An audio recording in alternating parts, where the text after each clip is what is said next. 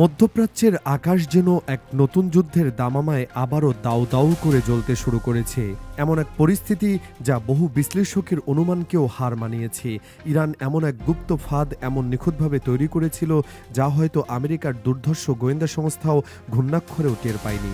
Trump প্রশাসনের নির্দেশে যখন মার্কিন বাহিনী ইরানের অভ্যন্তরে এক গোপন সামরিক ঘাঁটিকে লক্ষ্য করে আক্রমণের প্রস্তুতি নিচ্ছিল, তখনই তারা নিজেদের অজান্তেই প্রবেশ করে গেল এক ভয়ঙ্কর ফাঁদের কেন্দ্রে। ঘটনাটি ঘটেছিল ভোররাতে। পেন্টাগনের কাছে খবর এসেছিল যে ইরানের সীমান্তবর্তী এক বিস্তীর্ণ মরু অঞ্চলে মাটির নিচের এক বিশাল ক্ষেপণাস্ত্র ঘাঁটি তৈরি করা হয়েছে। ডোনাল্ড ট্রাম্পের নির্দেশ ছিল স্পষ্ট, গোপনীয়তার চরম পর্যায়ে সেখানে সার্জিক্যাল স্ট্রাইক বা হামলা চালাতে হবে। আমেরিকার প্রধান উদ্দেশ্য ছিল ইরানের পরমাণু কর্মসূচির মেরুদণ্ড ভেঙে দেওয়া, কিন্তু তারা জানত না তারা আসলে এমন এক মরীচিকার পেছনে ছুটছে যা ইরান শিকার ধরার জন্য অতি যত্নে সাজিয়ে রেখেছে। মার্কিন ফাইটার জেটগুলো যখন নির্দিষ্ট লক্ষ্যে আঘাত হানার জন্য প্রস্তুত, কয়েক সেকেন্ডের মধ্যে আসল চিত্রটা উন্মোচিত হয়। তারা বুঝতে পারে যা তারা ধ্বংস করতে চলেছে তা আসলে ইরানের তৈরি ডিকয় টার্গেট, একেবারে নকল ঘাঁটি। রণকৌশল বিশেষজ্ঞদের মতে ইরান এই অবিশ্বাস্য ধোঁকা দিতে ব্যবহার করেছে থার্মাল ইমেজিং ডিকয় কৌশল। তারা প্লাস্টিক ও কাঠ ব্যবহার করে এমন কিছু কাঠামো তৈরি করেছিল যা স্যাটেলাইট থেকে দেখলে হুবহু মিসাইল লঞ্চারের মতোই প্রতীয়মান হয়। শুধু তাই নয়, সেখানে কৃত্রিমভাবে তাপ উৎপন্ন করা হয়েছিল যাতে আমেরিকান থার্মাল ক্যামেরায় মনে হয় সেখানে জীবন্ত মানুষের চলাচল এবং ভারী যন্ত্রপাতির উপস্থিতি রয়েছে। আমেরিকার কয়েক বিলিয়ন ডলারের স্যাটেলাইট প্রযুক্তি ইরানের এই সাধারণ কিন্তু অত্যন্ত কার্যকর বুদ্ধির কাছে যেন হার মেনেছে। ঠিক সেই মুহূর্তে যখন মার্কিন কমান্ডাররা ফায়ার করার নির্দেশ দিতে যাচ্ছেন, তাদের রাডার সিস্টেমে অদ্ভুত সংকেত আসতে শুরু করে। সামরিক ভাষায় যাকে বলে ইলেকট্রনিক জ্যামিং। তাদের সমস্ত যোগাযোগ ব্যবস্থা ব্ল্যাক আউট হয়ে যায়। এই আকস্মিক অন্ধকারের সুযোগ নিয়ে চারপাশ থেকে ঘিরে ধরে ইরানের নিজস্ব ড্রোন স্কোয়াড ও স্বয়ংক্রিয় মিসাইল ইউনিট। শুরু হয় বিধ্বংসী আক্রমণ। মাত্র কয়েক মিনিটের মধ্যেই আমেরিকার একাধিক সাজোয়া ইউনিট, নজরদারি ড্রোন এবং গোপন নজরদারি যান মারাত্মকভাবে ক্ষতিগ্রস্ত হয়। এই অভাবনীয় বিপর্যয়ে ট্রাম্প প্রশাসন মুহূর্তের জন্য স্তম্ভিত হয়ে পড়ে। হোয়াইট হাউসের অন্দরমহল থেকে প্রাপ্ত খবর অনুযায়ী ডোনাল্ড ট্রাম্প এই ঘটনায় প্রচণ্ড ক্ষুব্ধ। তিনি তাৎক্ষণিকভাবে সিআইএ এবং পেন্টাগনের শীর্ষ জেনারেলদের জবাবদিহিতার আওতায় এনেছেন। প্রশ্ন উঠেছে, বিশ্বের সেরা গোয়েন্দা নেটওয়ার্ক থাকা সত্ত্বেও আমেরিকা কিভাবে বুঝল না যে এটি একটি নকল ঘাঁটি? এটা কি শুধুই গোয়েন্দা ব্যর্থতা, নাকি মার্কিন বাহিনীর ভেতরে ইরানের কোনো গোপন সোর্স সক্রিয় ছিল? এই প্রশ্ন এখন খোদ আমেরিকার রাজনীতিতেই ঝড় তুলেছে।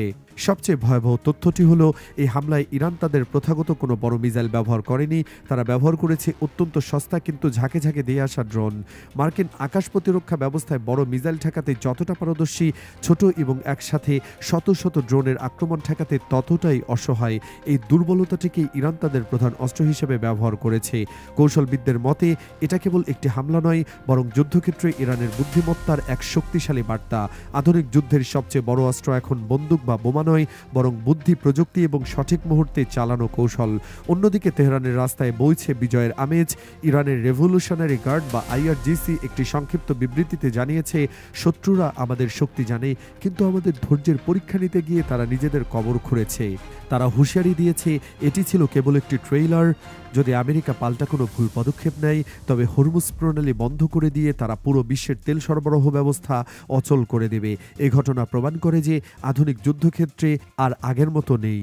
যার কাছে যত বড় বোমা আছে সে বিজয়ী হবে না, বরং যার কাছে সঠিক তথ্য এবং প্রতিপক্ষকে ধোঁকা দেওয়ার ক্ষমতা আছে সেই এগিয়ে থাকবে।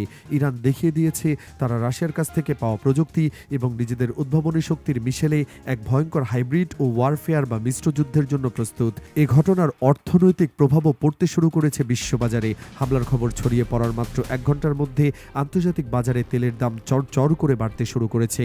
অর্থনীতিবিদরা শেয়ার বাজারে ধস নামার আশঙ্কা করছেন। যদি ট্রাম্প প্রশাসন এখন প্রতিশোধ হিসেবে ইরানের ওপর বড় কোনো হামলা চালায়, তবে মধ্যপ্রাচ্য জুড়ে যে আগুন জ্বলবে তা এশিয়া পর্যন্ত পৌঁছতে সময় নেবে না। এখন প্রশ্ন হলো, ডোনাল্ড ট্রাম্পের পরবর্তী পদক্ষেপ কি হবে? সামনে নির্বাচন এবং দেশের ভাবমূর্তি, এই দুইয়ের চাপে কি তিনি কোনো হঠকারী সিদ্ধান্ত নেবেন, নাকি কূটনৈতিক পথে হেঁটে পরিস্থিতি শান্ত করার চেষ্টা করবেন? ইতিহাস বলে ট্রাম্প প্রশাসন সহজে ছেড়ে দেওয়ার পাত্র নয়। হয়তো আমরা শীঘ্রই মার্কিন নৌবহরের বড় কোনো মুভমেন্ট দেখতে পাবো উপসাগরীয় অঞ্চলে। সামরিক বিশেষজ্ঞরা আরেকটি ভয়ের কথা বলছেন।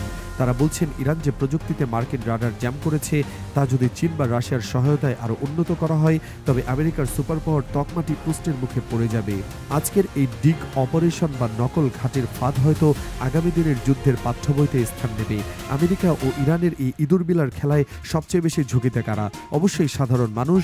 যুদ্ধের দামামা বাজলে তেলের দাম বাড়বে, নিত্যপণ্যের দাম বাড়বে, আর অস্থির হবে বিশ্ব অর্থনীতি। ইরানের এই ধূর্ত কৌশল কি আমেরিকাকে পিছু হটতে বাধ্য করবে, নাকি ট্রাম্পের বাহিনীর দ্বিগুণ আক্রমণে ঝাঁপিয়ে পড়বে? কমেন্ট বক্সে আপনার সুচিন্তিত মতামত জানাতে ভুলবেন না। আমরা প্রতিটি কমেন্ট গুরুত্বের সাথে পড়ি। পরবর্তী আপডেটে আমরা জানাবো পেন্টাগনের গোপন মিটিং এবং এর ভিতরের খবর। ততক্ষণ পর্যন্ত চোখ রাখুন আমাদের চ্যানেলে।